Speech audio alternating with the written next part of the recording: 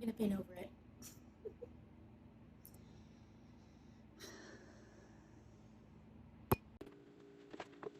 As you can see from the thumbnail from the previous clip, I am painting over a 30 by 40 inch painting that I already blocked the colors in for. Why, you might ask? Well, it takes me a full 30 minutes to figure that out. It actually has taken me more than that. It's taken me like 3 months. I started this painting 3 months ago. I couldn't figure out why I didn't like it. I actually moved on and painted a few other paintings, up like 4 or 5 paintings in the meantime. Just because I have a habit of doing that. I'm like, well, you know what? I don't want to waste this time that I spent painting this painting. I'm gonna go ahead and just put it on hold, put it somewhere else, see what I want to do with it. And I couldn't figure it out, so I went back to my tried and true process. This is what I do when I start any painting. Most of the time, it starts with a photograph that I took. Um, I know that's controversial, but whatever. We live in modern times. I use photos. I also started out as a photographer, and that's kind of what I enjoyed doing all through college. So I will exist in the world and take pictures, and I'll take photos with the intention of painting them. So I usually will take a photo that is focusing on the highlights and another one focusing on the shadows. So I don't want my highlights to be super blown out in a photo, but I also don't want the shadows to be super dark. So I kind of oftentimes will take more than one photo to kind of get all the information that I want. This one in particular, I was looking through some archives of photographs that I had taken on a trip to New York. So this was taken actually on the Staten Island ferry. And I thought it was interesting at first. I really enjoyed the image. I liked the fact that the man in the photo kind of looks like he's carrying his coffee. He's on his way somewhere. He's probably on his way to work. Um, and the girl in front of him is kind of looking down, but he's looking out and away, out in the window. I don't know, something about it I really enjoyed.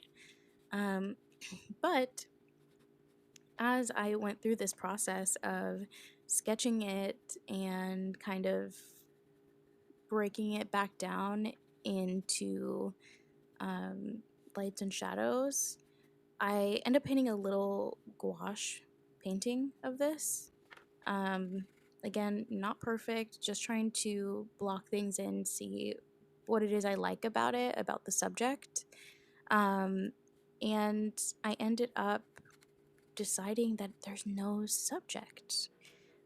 So the way that the composition is arranged, your eyes go out towards the window, but on this particular day, it was very overcast. The skyline kind of is in the middle of the composition as well, like it sits where the window pane sits.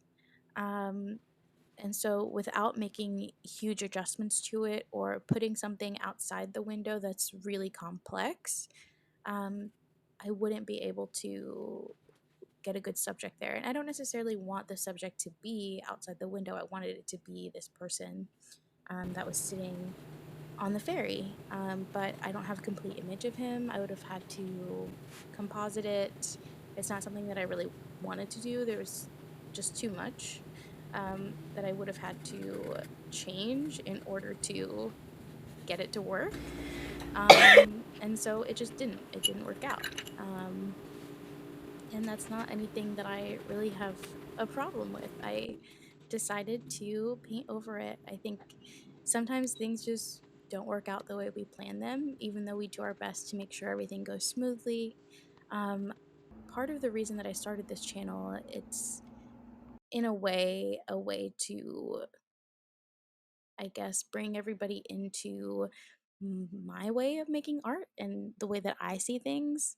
Um, a few years ago, I started a project called How to Grieve. It was a podcast with the initial idea of talking to people and sort of seeing how art got them through really difficult moments in their life. Um, I really enjoyed being a part of that project. Um, the guy that I hired to be my editor at the time, him and I are still friends. Um, it's just something that brought me a lot of joy. I really wanted to see how art helped people heal. And it did pretty well. But, you know, like this painting, it kind of fell apart in the end. I wanted to finish this video, even though I end up not completing this painting, to encourage anyone out there who maybe is intimidated by artists or who've never uttered the phrase, or who have ever uttered the phrase, not never. If you've ever uttered the phrase, stay with me. I can't even draw a stick figure. I couldn't always paint, and sometimes I still feel like I can't. I'm not where I want to be as far as skill or in practice, but I still love making art. And I think that there's something so valuable about that. There's something so beautiful. I love the process of seeing something out in the wild that inspires me and thinking through the ways that I can make it work as a painting. Taking photos with the intention of painting them, but sometimes just ending up with memories and photos I really love of the people and places that I love, even though it's kind of a byproduct of me wanting it to become a painting. If it doesn't, then I have all of this documentation of my life. Um, and I think that that's nourishing. There's something really nourishing about seeing the world as something beautiful, even if it doesn't make the final cut. I think it pushes me a step outside my comfort zone and go out and participate in things. There's actually this theory that I read through a book called To Shake the Sleeping Self. It's by Jedediah Jenkins. That kind of talks about how when you experience new things, your mind breaks it down and processes even the most minute detail, and it makes your perception of time feel longer because it's more rich. Like you're focusing on so many other things. Um, it's like you're processing more information than you normally would. And it's why when you go on vacation, you feel like you've been gone such a long time when you get back. Like, I am a teacher, and there are kids in my class that will talk about a vacation that they went on, and they'll talk about it for the entirety of the year to the point where their friends are exhausted. They're like, I'm tired of listening to your vacation stories. But to that person, to that child, it is the most significant thing because they were out in the world. It broke up their routine and it made it feel like their perception of time is longer. Um, you can remember all the tastes and smells and colors, but when you come home and fall back into routine, you sort of lose track of time. The weeks and the years, they feel like they go by quickly. And I think in making art, being someone who enjoys making things or finding novelty in the mundane helps break up the ordinary. And maybe I'm not an adventure seeker. I'm not trying to go skydiving or live out in van anytime soon. If you know me, I'm kind of boring. I like staying home. I like um, doing little things like gardening and getting a kiddie pool for my dog and taking him on walks and just kind of living my normal, regular, boring life. Like I like doing those things, but um, I really enjoy taking the time to notice things and break them down and seeing them as beautiful. And I want to be obsessed with my little life. I want to be so obsessed with it that I paint it and I show up in it in a different way and I observe things and I take things in differently. And that's what I want to bring you guys into. That's why I want to start this channel. I want to share my little obsessions with you. I also really love thrifting and going to estate sales and doing little things like that that kind of help break up the mundane, but isn't really expensive, isn't something that has to necessarily be a luxury. Like I'm not going to take these crazy vacations, but every once in a while we'll go to the beach. Like every once in a while we'll do something that is exciting and fun, even though it's ordinary. Um, and I hope that you would enjoy that. I hope that you'll want to be a part of that with me. I hope that you'd like and subscribe. I know that so many channels ask you to do that, but it is free. It's something that you can do to kind of help me out. Um, Honestly, my goal with this is to be monetized by the end of the year.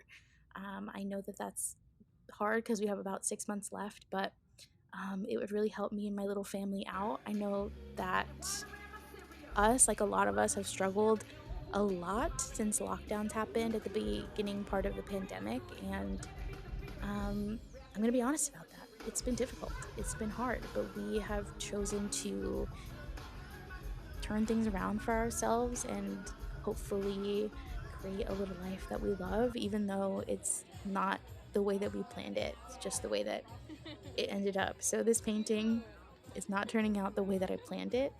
Um, but I'm enjoying the process of breaking it up and deciding, hey, I don't want to waste this. I'm not wasting this time because now I have a better understanding of composition because I took the time to sit and break things down and look through it and see what it is that was missing about this piece. It's not time that's wasted. So you landed on the tiniest of channels, but I hopefully will inspire you to become obsessed with your life, or I hope that it inspires you to pick up a brush or to take that ceramics class you really wanted to take, or to finally look up estate sales in your area, or um, just do the things that you've always wanted to do, and stop waiting. Um, I don't think it's ever too late to pivot. Even if things didn't work out, you can change course. You can always try again. You can always start again. Um, it's life imitating art. So I am going to conclude this here. I'll probably add some music towards the end and show you little clips of my dog Vinny. I'm going to show you just kind of things that I've been up to outside of my little corner of my room that I call the studio. I hope that you guys have a wonderful day. Stay hydrated. Take care.